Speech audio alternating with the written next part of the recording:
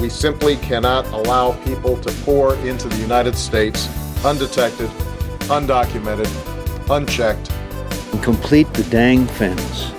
This bill that we will sign today is not a revolutionary bill. Cast down your bucket where you are. We come from France. And I am, adamantly against illegal immigrants. They're coming in by the thousands, just unbelievable. A wall is an immorality. Who are you rooting for? Those masters of the universe are at it again. They're not sending their best. You maniac! You blew it up!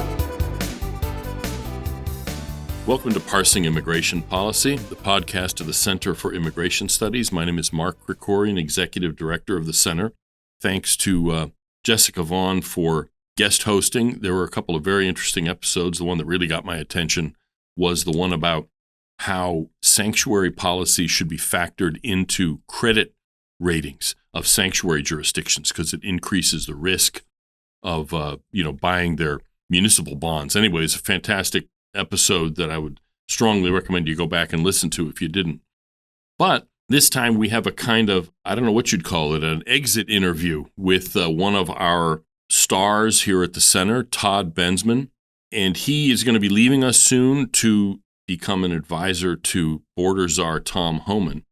And I thought it would be good to have a kind of retrospective, like I said, sort of an exit interview about what he's seen at the center, what he's done while he was here. It's about 6.5 years he was with us. And Todd, thanks for joining us. And if you could maybe just start by giving a short sort of précis of how you got to the center to begin with. What were you doing before that? How did you end up here?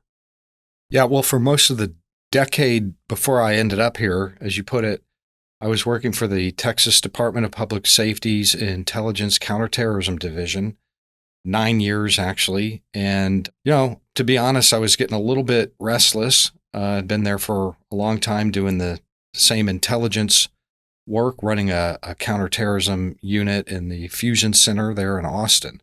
The Department of Homeland Security very kindly paid for a master's degree in Homeland Defense and Security from the Naval Postgraduate School, and the thesis about special interest aliens smuggling, immigrants from the Muslim world, caught somebody's attention over here. I think it was Mark. It caught your attention. It caught somebody's attention over here. They read it because who else reads theses all the time and dissertations except people over here on immigration? And while I was still with Texas DPS, I was brought in to sit on a panel. I think it was in 2017 to talk about it.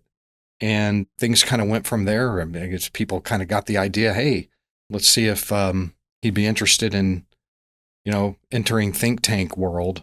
Actually, the way I remember it is that you spoke at a dinner for one of our border tours.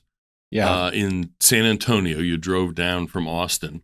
And it was, obviously, incredibly interesting information. You had, a photo spread and everything. And I remember asking, so, what are you doing? What are you thinking about doing? And you were like, well, I don't know. I've been there a long time at Texas Department of Public Safety. Maybe I'll think about something else. And so I was like, well, what about a think tank? And it went from there. So what I wanted to talk about first is your experience with the national security issue, because that's where you came out of. Like you said, you did your master's thesis at the Naval Postgraduate School on, I think your title was something like marathon smuggling or something. It was about long distance smuggling from the Middle East across the southern border. Is that right? Yeah. The ultra marathoners of long distance smuggling. Right.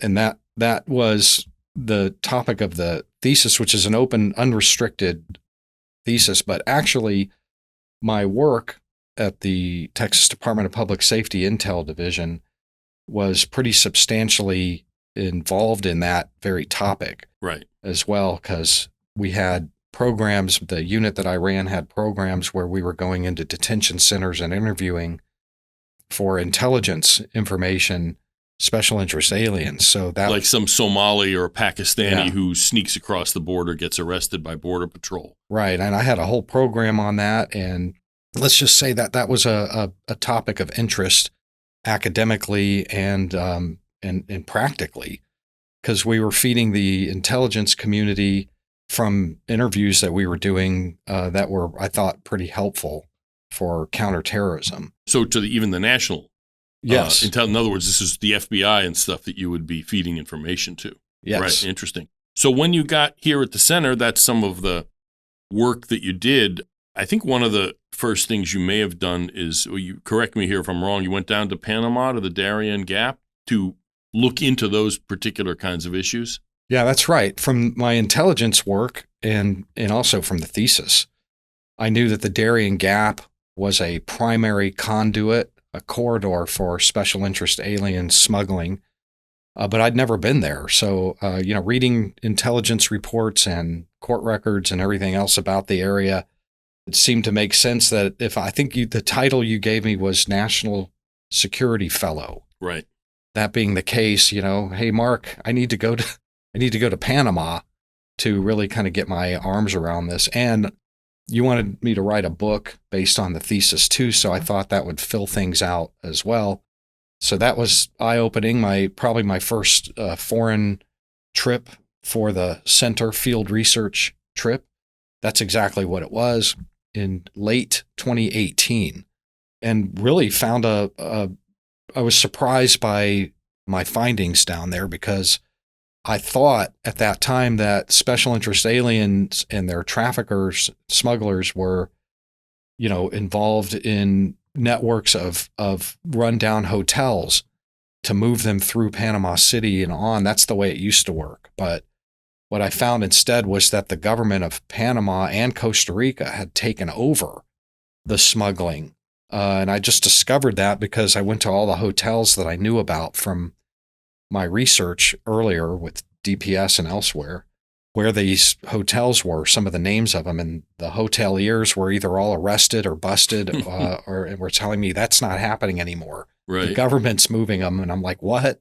And they're moving all of them, not just the special interest aliens, but whoever was there, they were just moving them basically to the next national border to get them out of their country, right? That's right. It was an organized government machine moving people of national security concern directly to the U.S. border. Right. And it was these were allied governments, but it had never been reported. So, in addition to being able to report, they call it Operation Controlled Flow. Controlled flow is what both countries, Costa Rica and Panama, called it. They put them all on buses. They round them up out of the Gap, Darien Gap, which is the passage between South America and Central America. It's a narrow isthmus that they have to cross through the jungle. That they were moving them to our border on buses. Well, they're moving them like Panama would move it to the Costa Rica border. Yes. Then they'd basically make a transfer, and the Costa Ricans would move them to the Nicaraguan border. Yes. Right. And in pursuit of that, I was able to I've been interviewing SIAs who were in custody already on the U.S. side as part of my DPS job, but here I was able to catch them in the wild, so to speak. Right. And was able to interview Iranians and Bangladeshis and Pakistanis on their way in before any lawyers got to them or anything like that. And right.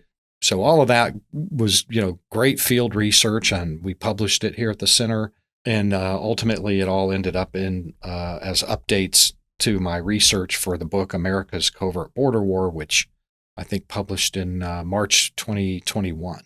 Right. And we'll have a link to Todd's two books in the show notes. But the point of that book was basically to show that there was at that time, an extensive government operation to try to identify special interest aliens, and because of the terrorism concern. And one of the things I thought was really fascinating, you found, I'm pretty sure you included in the book, but you wrote about it for us as well, was this Muslim migrant shelter in Tijuana, like 100 yards from the U.S. border. Tell us a little bit about that. Right. I mean, I never lost interest in special interest aliens. That's the official government tag for anybody from a place where terrorist organizations operate. by 2022, I discovered that, and the U.S. government has always been keenly aware of special interest aliens, tracking it, doing, secondary inspection activity at the border, et cetera. And then I discovered that a nonprofit had actually opened up a special halal-approved Muslim migrant shelter in Tijuana. And there had been a few scattered sort of puff pieces about this shelter. And I'm like, but nobody's looking at this from a national security perspective. So, the center sent me to Tijuana to investigate from that perspective. A new angle, and then I think an important, necessary angle. So I spent about 3 or 4 days in and around that shelter interviewing a variety of SIAs. Some of them were from Chechnya, which was a bit surprising to me that these Chechens there were a lot of Chechens coming through, staying there, Uzbekistanis, Tajiks, there were Syrians. It was just all in a concentration, whereas, normally they're scattered all around and U.S. intelligence agencies are desperately trying to pick them out like needles in a haystack for interviews. So here was I knew from my intelligence work that this was like an incredible bonanza for the intelligence community on our side, except that Biden was in office and there was a mass migration crisis going on by then. There were hundreds of thousands of special interest aliens crossing. Finally, at the very end, did an interview with the center's director, who's a Mexican woman convert to Islam. Yeah, who was running the place. And I asked her, has anybody in the U.S. law enforcement or intelligence agencies ever reached out to you about your outfit here? Said no. And then I said, well, what about the Mexicans, who are sometimes our proxies on this sort of thing? And the answer again was no. Nobody has ever asked. She said a couple of times, she says, I'm perfectly willing to cooperate. I don't want any terrorists coming through here or bad guys coming through here. She said a couple of times she herself discerned a problem, 1 or 2, and would contact the Mexicans. And in those cases, the Mexicans would come out, but there was never any proactive anything. And then I checked with U.S. intelligence community sources that I still had what was going on. And they're like, we have been told to not touch that place. Interesting.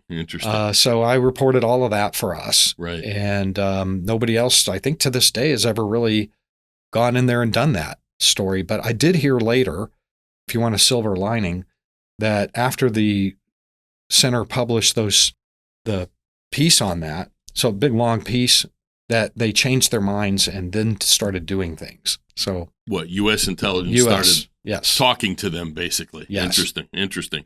So you wrote the book. This was your first book on, what was it called again? This was the national security book? America's Covert Border War, which, has been sometimes mischaracterized as a, whoa, the sky is falling kind of thing. But really all it was a expose on what the United States does at the border program-wise to counter the possible threat of jihadist infiltration over the border. Mm-hmm. Since 9/11, New York Times won Pulitzer Prizes for doing, rendition, stories about rendition and waterboarding and all the other counterterrorism programs, but nobody had ever done an expose on what we do at the border. So that's what America's Covert Border War was. Right. No Pulitzer, unfortunately, for you there. Yeah, I'm still waiting on that. Right. But So we sort of alluded to the border crisis, and I want to get to that. But more recently, there was an incident of a terrorist who came across the border and did, in fact, do violence. And this is supposedly never happened. It's meaningless. It's all stupid. And yet, this is actually a real example of it. And it was in the news some, but you actually delved into it a lot more. Tell us a little bit about that. Yeah. And in fact, an SIA who crossed the southern border illegally between ports of entry. From Mauritania. Right. And by the way, I'd met lots of Mauritanians on the trail down there too. And I always kind of wondered about that. Mm-hmm. And sure enough, this guy goes up to Chicago, makes his way to Chicago, and conducts a bona fide charged terror attack on the Jewish community, Orthodox Jews in Chicago. His plan was to slaughter them in their synagogue, but he just couldn't resist. On his way to the synagogue, he spotted a Jew on the street walking and shot him in the back. The Jewish victim survived that attack, but the police came, of course, and engaged him in a really significant firefight on the streets of this neighborhood that freaked everybody out. He was charged under Illinois terrorism statute. There's a longer story about that, but I won't go into it now. But it was charged as a case of terrorism, jihadist Islamic terrorism, right, by the Illinois prosecutor. And then he hanged himself in Cook County Jail before justice could be done and we could learn more about it. This happened October 26, just a few days before the presidential election here.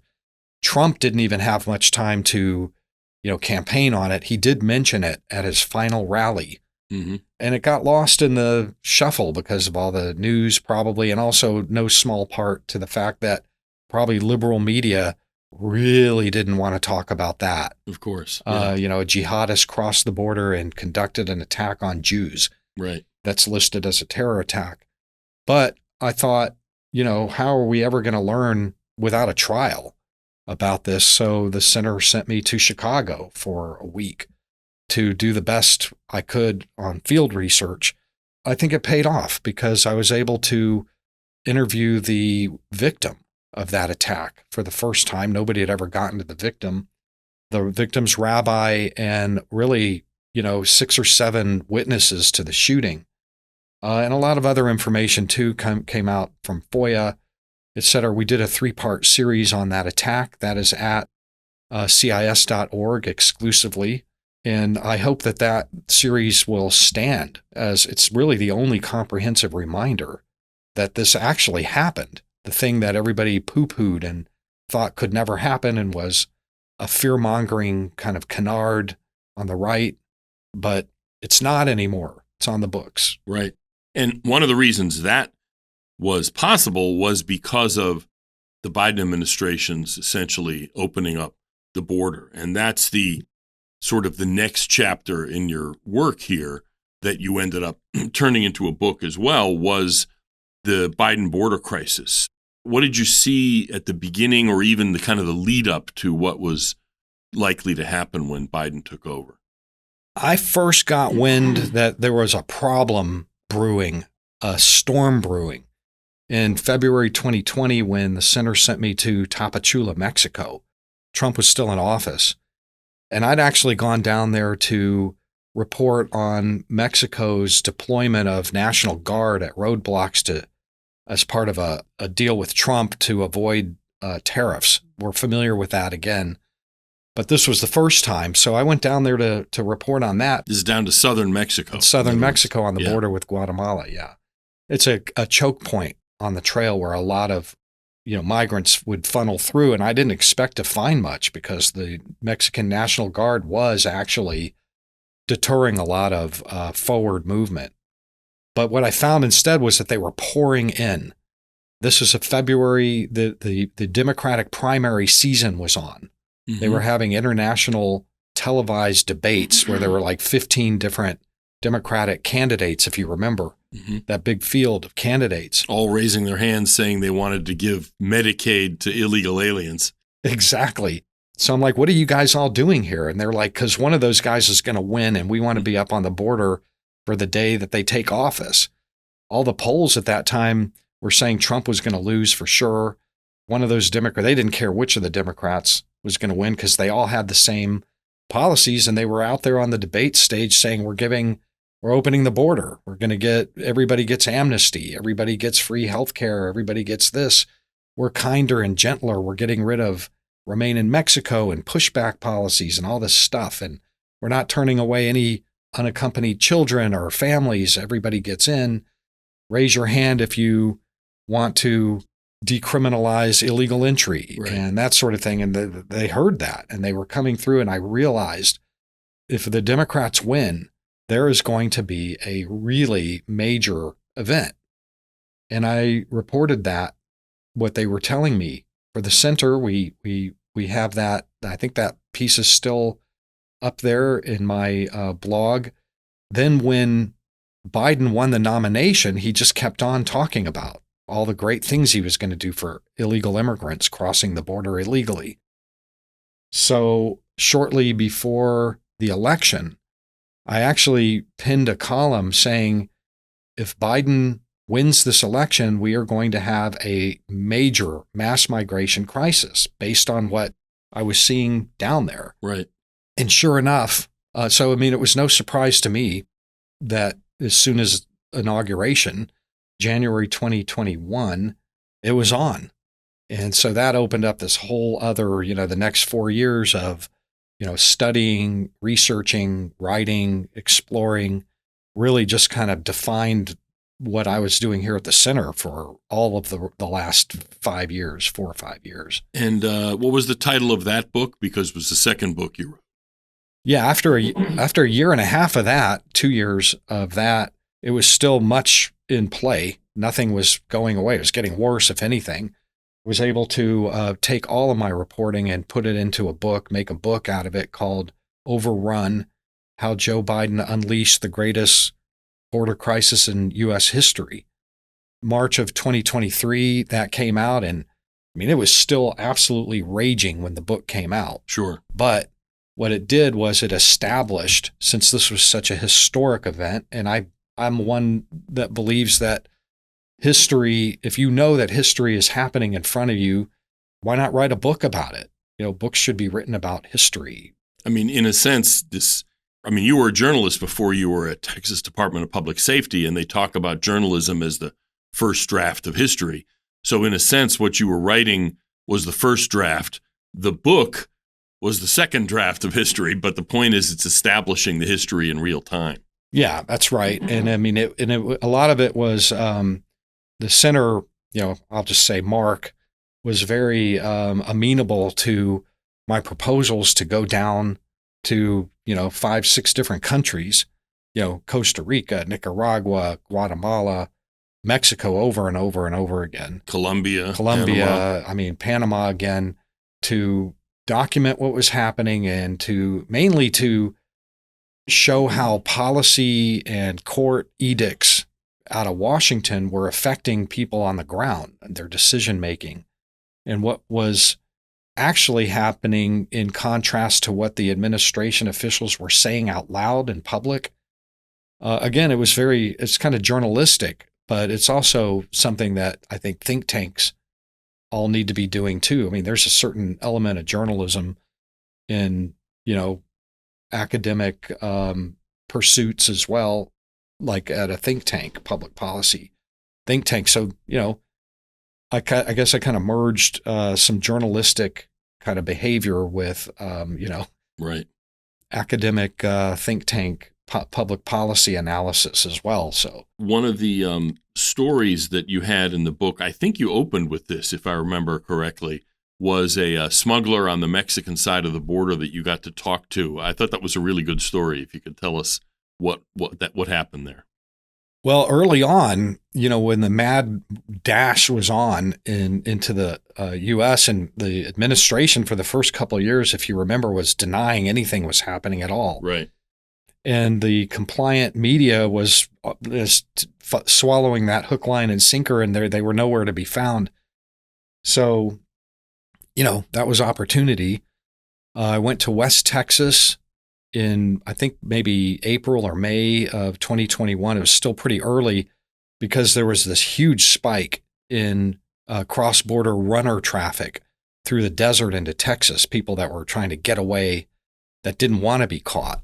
I don't know, hundreds and hundreds of percentage points beyond anything that had ever been recorded for that area. So I went to Presidio, Texas, and crossed into Ojinaga, Mexico, looking for immigrants to interview, maybe smugglers, whatever, and did finally run into a La Linea cartel smuggler who was just back from a trip loaded with money, celebrating. These trips are like 10 days through the wilderness. They're arduous.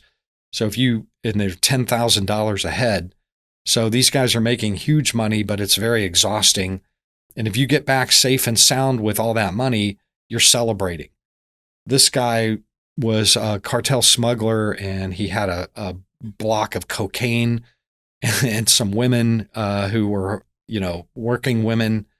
And he agreed to be interviewed. I ended up interviewing him about the whole operation. And, what was interesting about that, and the reason I really emphasized it in the book, and I wrote about it for the Center for Immigration Studies, was that, here was a guy who told me exactly why this was happening and what was happening. He said, all of these people are coming now because of La Invitación, the invitation. And I said, well, what's the invitation? And he says, well, your president, Joe Biden, invited them all to come in. And he, this isn't a guy who's like got some political, axe to grind or politically whatever. He's just saying what it is. This is how they view it, because we all know that this is the biggest business opportunity we ever had. So anyway, let off the book with that anecdote. Yeah, and it really does kind of encapsulate the whole Biden administration's approach to immigration. One other thing that really, during the border crisis that you got involved in, was the Haitian encampment, the shanty town that came up under the bridge in Del Rio, Texas, a little further upriver from where you were talking about. And that, my sense is, that was one of the things that really broke the issue into the public. That was Bill Malugin from Fox, who's the one who really blew that story open. But if you could just tell me a little bit about your visit down there and what you saw. Yeah, that was visually, international media couldn't resist that one. 15,000 at least. They had to report it. Yeah, they had to. You could not turn your eyes away from that one. You couldn't look away. 15,000, some say as many as 17,000, mostly Haitians, who had all been rioting down in Tapachula for the last 2 weeks. I would later learn, and still to this day be the only one to report about why they all came. I can't find anybody else I can't find another report. But, I live in Austin. So when I got word that this thing was happening down there, I, got in the vehicle and drove straight away and was there the entire time among them under the bridge in Del Rio, Texas, across from Acuña, Mexico. And I was going back and forth to both sides, interviewing them on the ground. I was in the camp. I was among them, interviewing them. And to me, the most basic question was why? How did all of these people in one giant clump show up on the Texas riverbank? And the answer was, well, we were causing a lot of trouble down there in Tapachula. They wouldn't let us go because there was still sort of a semi-agreement by the Biden administration to carry over the Trump deal to hold them back. But there was a National Independence Week celebration coming up where, Mexicans all over the country celebrate in the street with street parties and all the rest of this. And these guys were burning tires and taking over buildings and beating up the cops and, all kinds of, riots every single day. And finally, the Mexicans said, you know what?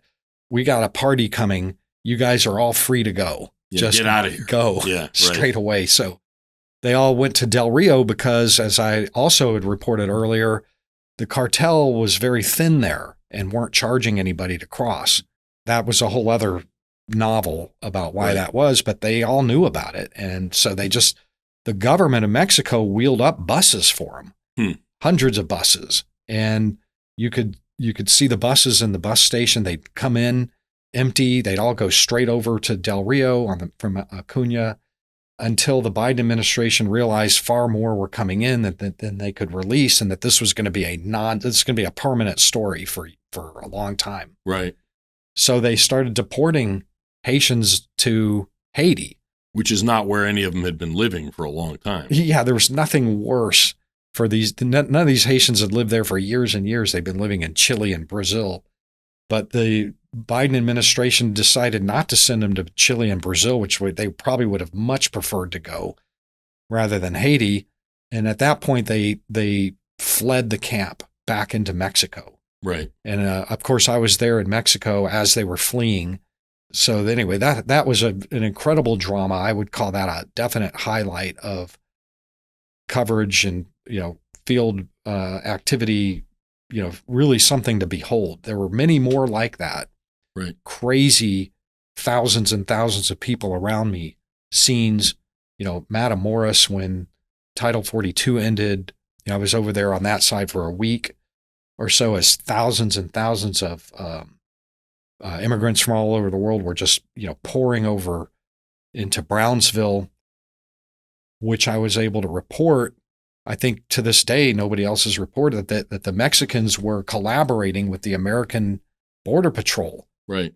We'll let 300 at a time cross. Right. 400 at a time. It was almost like managing a crowd in a restaurant. You let in, once 10 people leave, you let in 10 more people.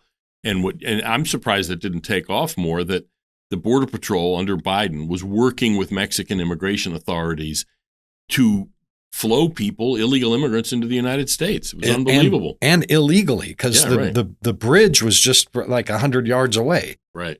So you had the Biden administration, overtly approving of, the movement of large numbers of illegals with children and, through the water, to come over. I'm surprised nobody drowned. Maybe somebody did. They'd have a nice lawsuit if they did.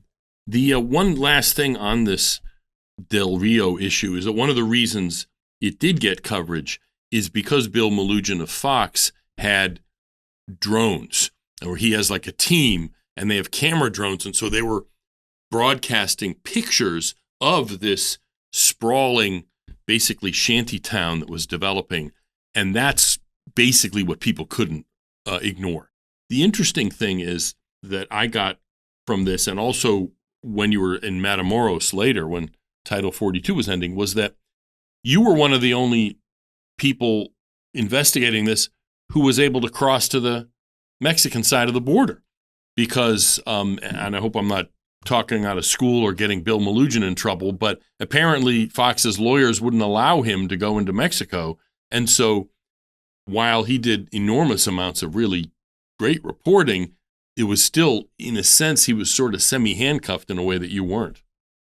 Yeah, that is true. I don't think I saw any American reporters on the Mexican side of that crisis.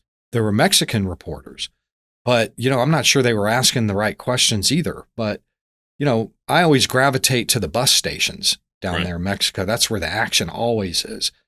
So, on one day before they started deporting back to Haiti, in the bus station, there'd be one bus after another arriving filled with Haitians, and who would all offload and go straight to the river, immediately, straight to the river.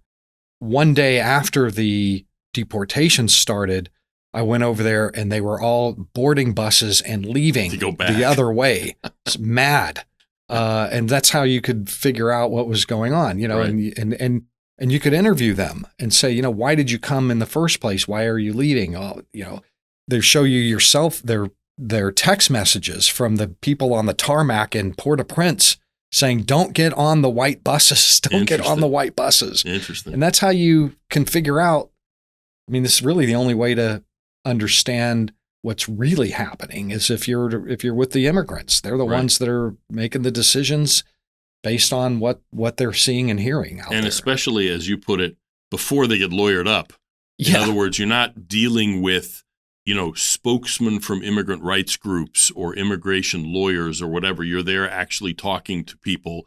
And most people, most of the time, are not going to lie. They're just going to tell you, if they want to talk to you, they'll just tell you what they think and what they're experiencing. So, and I'll also just point out that in my long experience down there, immigration lawyers and advocates who you do talk to are spinning out of control. Yeah. I mean, it's just almost nothing they say is credible. Wow. What a shock. I never would have imagined it. But they're the ones that mostly get all the, Exactly. they're broadcast widely. Right. Way more than the immigrants. Yeah. So, I always spend my time with the immigrants. Like they're my primary sources and always have been. So the border crisis is now over. I mean, it's not like everything's fixed everywhere, but, as soon as Trump took over, that just all ended. I mean, some of it was declining already the year before because the Biden people had realized that they looked at the calendar and they saw it was an election coming up. And so they implemented some watered down versions of what Trump had done. And so it was starting to have an effect. And then when Trump took over, it's basically stopped now. I mean, who knows what'll happen if there's some disaster somewhere, maybe numbers will spike. But for now, I've talked to Border Patrol people. We were just down at the Arizona border with a border tour. And there are days where just nothing happens at all. I mean, it's like the old Maytag repairman in those ads where Maytag's supposedly so good that the Maytag repairman has nothing to do. He sits around. It's kind of, it's an exaggeration to say it that, but the point is the border crisis is over and we're in a new chapter, and you're going to be embarking on a new chapter as well. You're going to be leaving soon, as I said at the beginning, to be advisor to Border Czar Tom Homan. And, there's a limit to what you can tell us about that, both because, it's not for us to know, and also you don't know yourself to some degree. But what can you tell us about this next chapter and what you're doing? Well, I think that, somebody noticed my work at the center over the years, and there's a new administration in town that seems to have won election on this issue. And at least according to the polls, the border crisis, was an apex issue right up there with inflation and, the economy and whatnot. But they made promises, and those promises are being implemented, and right. They need help. So, they reached out and asked if I was interested. I said I was, and, what's the job? So, it looks like I will be the advisor to the Border Czar. That's my title. Okay, so don't be a stranger once you get over there and join federal service. I'm looking forward to great things from you, Todd. And you had you'd wanted a on-the-record comment from me that we'd take you back. And if and when your sojourn over there ends, I'm not sure I'm in a position to do that. But if it's at all possible, we will welcome you back with open arms once your service, the federal service, ends, whenever that is, whether it's a year or whether it's 11 years or however long this administration and maybe the next administration lasts. So, well, thank you very much. That did sound like there were a few qualifiers in there. Yeah. It's not entirely. I guess you have to do me. that. Yeah, you have exactly. to do that. Exactly. Anyway, thank you, Todd. We're going to link to all of your work in the show notes. Thank you for all of your work over the past 6.5 years for the center and really for the country. And that's going to continue. And best wishes for your for this next chapter. And maybe hopefully there'll be many chapters after that. Well, thank you very much. Yeah, what a ride the last 6.5 years have been. The Center for Immigration Studies, set things up for, actual academic freedom and the ability to, follow paths of interest really at will. So, a lot of the work that I did, I don't think I could have done without that climate that was created to encourage that sort of thing. So, Center for Immigration Studies is always be in my heart and mind. Thank you, Todd. And we will maybe we'll have you back if you're allowed to speak publicly once you're actually on the job. But for now, best wishes, and I have high hopes for success. Finally, today, I just had a few thoughts on this issue of refugee admissions from South Africa. This got a lot of news. We've written a piece on our site entitled Afrikaners, Persecuted Refugees or White Privileged Aliens, that basically looks at some of the aspects of this that really haven't been dealt with in the superficial news coverage, much of which hasn't really gone beyond kind of pointing and sputtering and, the administration is racist for doing this or what have you. We are generally skeptical of refugee resettlement, period. And I can honestly say I don't think this was a good idea necessarily, not because the people involved are not refugees, but because the point of refugee protection should be to ensure people are able to go home when conditions change. And instead, what we're doing is we're moving to the other side of the world, and they're never going to go home no matter what happens. They're now permanent immigrants, and that's just a realistic take. On the other hand, the objections have been kind of illuminating. I mean, the Episcopal Migration Service dropped out of the refugee program because they didn't want to deal with Afrikaner refugees. I mean, really, in a sense, it's almost as though this episode was kind of a troll by the White House, kind of a trap for the refugee lobby, where they kind of expose what they're really about and their own prejudices. But a couple of the specific issues, not to go into too much detail, you can read the piece. It's not super long, but for instance, their travel here was paid for by the U.S. government. And usually refugee travel is in the form of a loan where the State Department gives money to the UN, which then loans money to the refugees. It's just that a huge share of those loans are never paid back anyway. They are, in fact, grants. And any money that's paid back, 25% of it goes to the NGOs that get to keep the money, kind of almost as a tip, as a funding source for these really de facto open borders NGOs. So in that respect, again, it's not really that different. There are objections that the administration is, abusing or misusing its authority in letting in people, when in fact the president has wide authority in deciding what refugees to admit. It's completely apart from whether it's a good or a bad idea. The authority basically exists. And the Biden administration fundamentally changed what refugee resettlement is about by allowing the mass admission of non-refugees, people who were manifestly not refugees, through the refugee system. So the point is, this is not, frankly, all that much of a departure. It may highlight problems with the refugee system. In other words, should we be paying anything for refugees to come here? Should the president have discretion in admitting or choosing who comes as refugees? These are all real questions, but this admission of these Afrikaner refugees wasn't really all that much of a departure from existing policy. And the final point I'd bring up is that it's not just Afrikaners who are going to be coming from South Africa. The program itself, and again, our piece by Nayla Rush on our staff actually has the receipts on this. The program is open to any racial minorities in South Africa. So that would include people of South Asian descent and people who are what are called Cape Coloreds, who are a mixed race group of people. They're culturally Afrikaner, but they're mixed, white and black and other origins. And so we're likely to see, significant numbers of people of all different backgrounds coming through this program. This isn't just a Afrikaner program, which is what the accusations that it's a racist, whatever it is.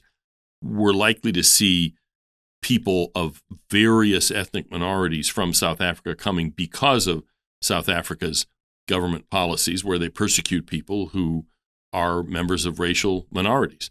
Now, again, I'm skeptical of refugee resettlement overall, but the idea that this is some kind of unique and invidious departure from longstanding policy just isn't true. And we'll see whether it continues and what the numbers are likely to be as this issue unfolds over time. And we may talk about it in the future, may even do a whole show about it. But for now, that's the end of this show. This is Mark Krikorian, Executive Director of the Center for Immigration Studies. Thanks to our producer, Brian Griffith, for making this whole thing work. Thanks to Todd, and best wishes to him in his next chapter of his career. And thanks to all of you for tuning in to Parsing Immigration Policy. And I hope you'll tune in next week as well.